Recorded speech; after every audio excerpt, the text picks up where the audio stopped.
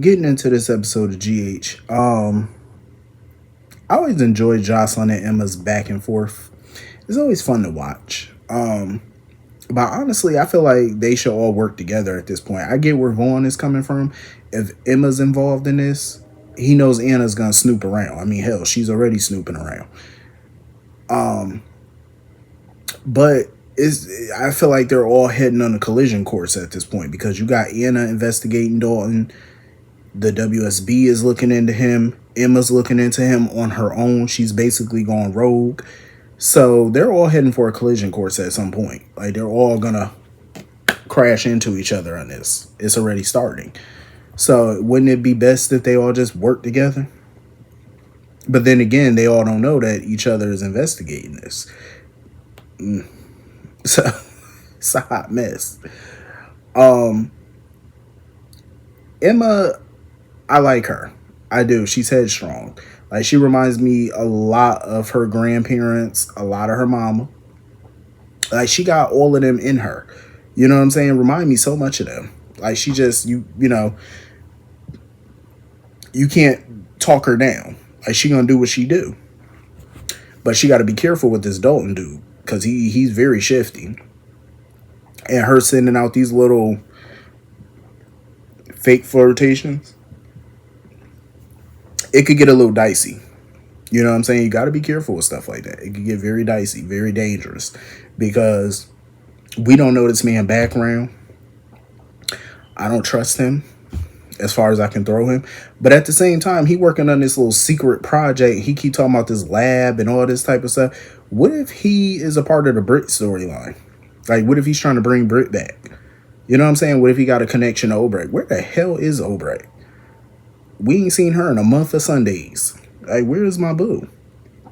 Like, I miss me some Liesel. Damn, when is the last time we seen Liesel? I think it's been a year. Has it been a year? It's been a hot minute. It's been a hot minute since we seen Obrecht. Like, where the hell is she? But yeah, I wouldn't be surprised if he was a part of that story. Because he being very hush-hush and he got a lab at the hospital, which is weird. He's being very silent about all of this. So they gotta have to figure something out. And of course, Jocelyn wants Vaughn to throw Emma off the scent by changing the narrative, creating a narrative for her or whatever. Probably gonna plant something on her or whatever to get her out the way. Like, you know, Jocelyn spinning her little tail, trying to figure out how to maneuver her. Because as long as Emma's around, she gonna be a bug up her ass, basically. So she got to come up with something. It's very interesting, though. I like it. So anyway, moving on from that. BLQ. Like I said yesterday, I'm all for this girl getting revenge on Lulu, only if she keeps the revenge on Lulu. But it seemed like she's bringing Rocco into this. Like, she got Marco looking into what happened years ago, trying to find an original birth certificate to see if Britt's name is up there and who the father was. I'm like, why are you doing all this unnecessary research? Most of the people that's in the Quartermain house right now could tell you what the hell happened because most of them was around back then. So they could easily just tell you. Like, what is she exactly looking for? Like, is she trying to plant a seed in Rocco's head that his parents are not really his parents? Like, is that what she's trying to do? Get back at Lulu through Rocco? Because if that's the case, she barking up the wrong tree.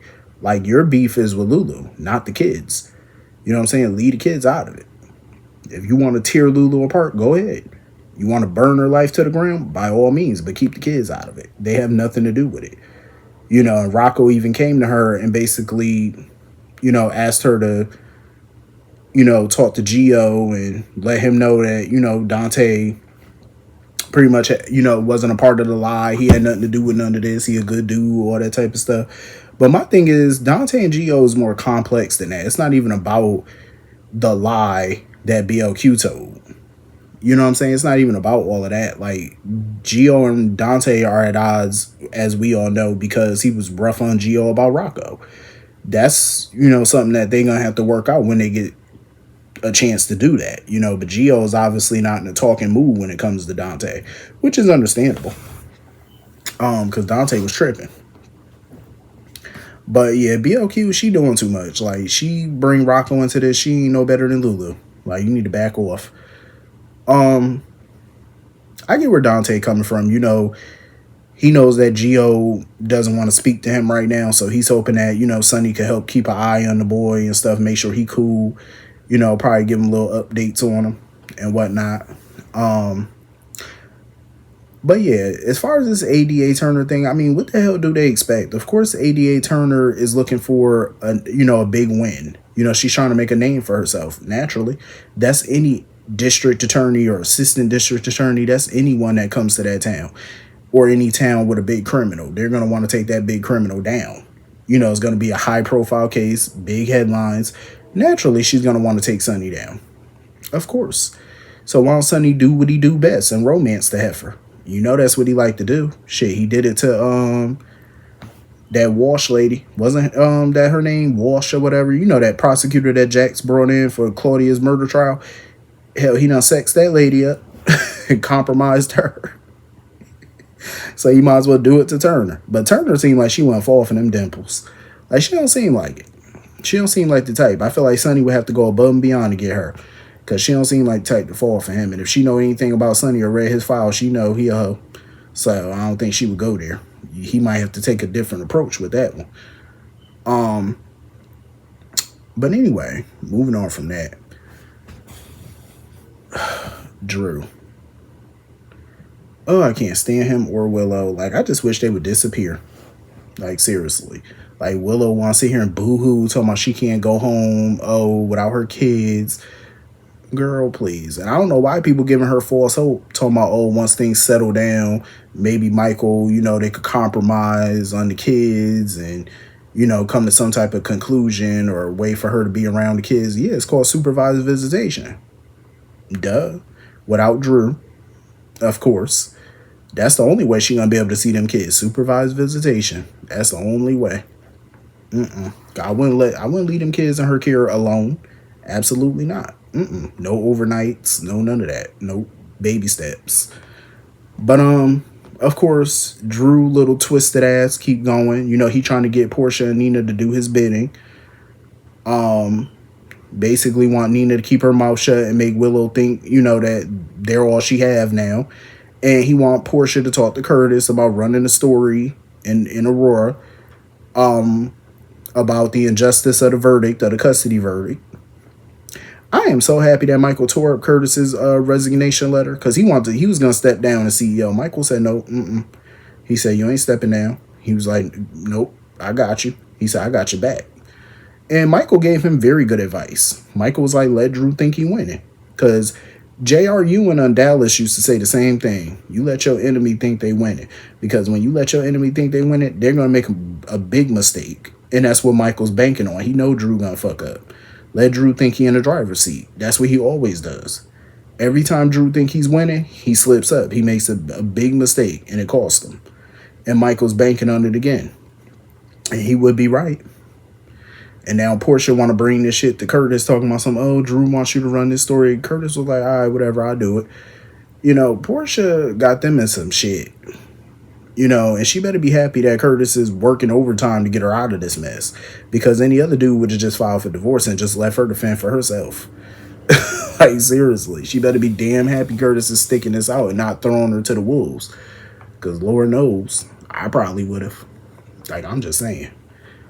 So anyway, moving on from that.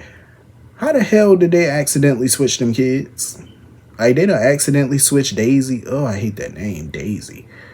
They done switched baby girl Corinthos.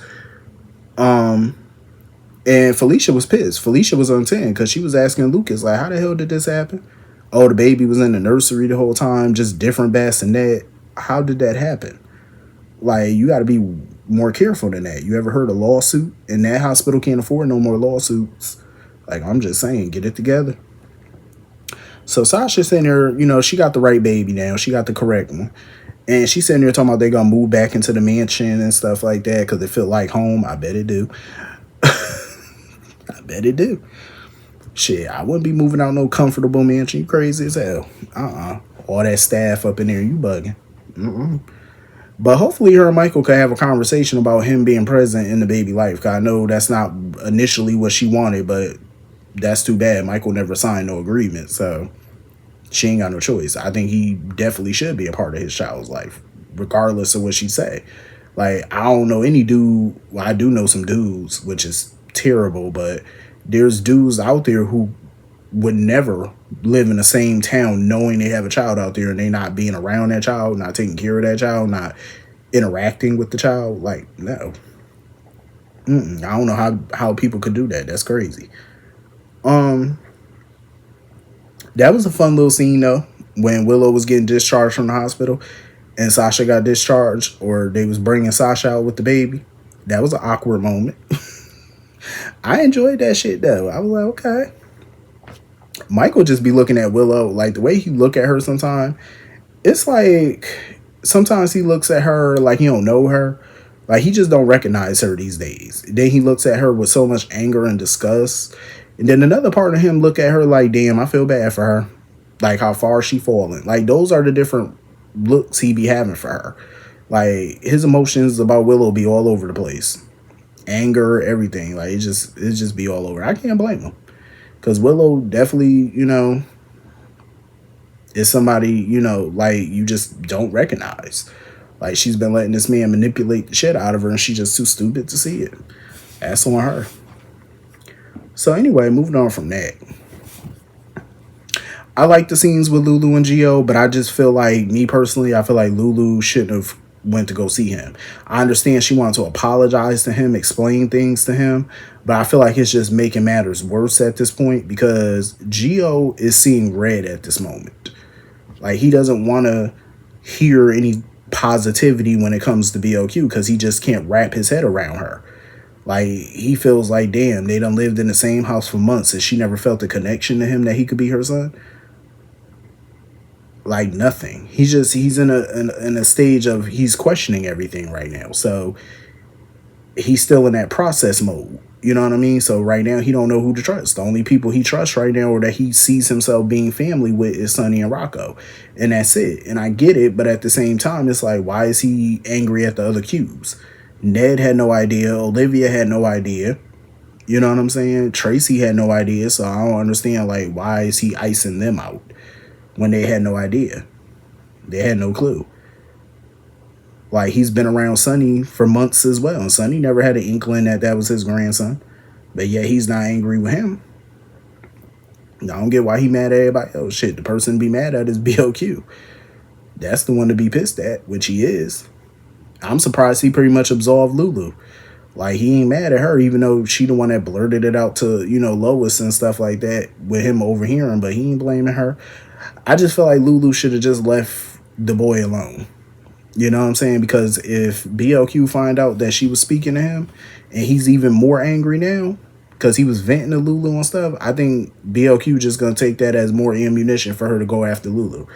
Even though she don't need no more reason to do it other than what she, you know what I'm saying? Other than what already happened. But she don't give a damn. But anyway, that was pretty much the whole episode. Hit the comment section. Let me know what you all thought. And I will see you all later. Peace.